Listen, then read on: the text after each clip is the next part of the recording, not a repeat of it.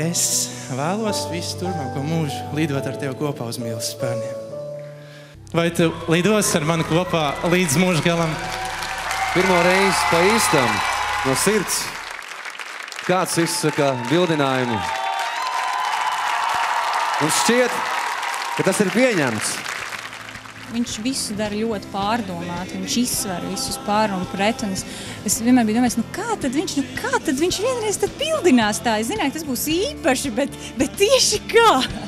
Gredzentiņš man jau bija nolūkots jau diezgan sen, gaidīju to brīdi, bet es jau nezināju, kā tas būs tagad, tieši sanāk šovu laikā, ja.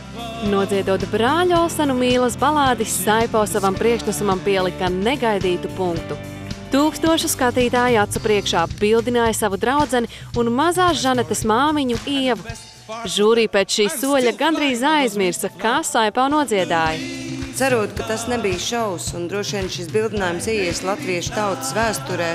Godīgi sakot, protams, es arī biju sagatavojis kaut kādu runu, bet, protams, nogalināja jebkādu iemeslu kaut ko tev pārmest par vokālā.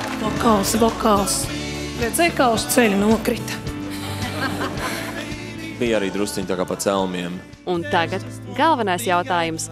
Kad būs kāzas? Konkrēti datumu es nevaru vēl nosaukt, bet es ļoti ceru, ka tas būs šovasar jau. Bet es arī gribu, lai kāzas ir tāds neaizmirstams brīdis. Teikšu, tētis mūs precēs. Abas divas. Mēs vienādās kleitās varēsim iet. Jā, noteikti.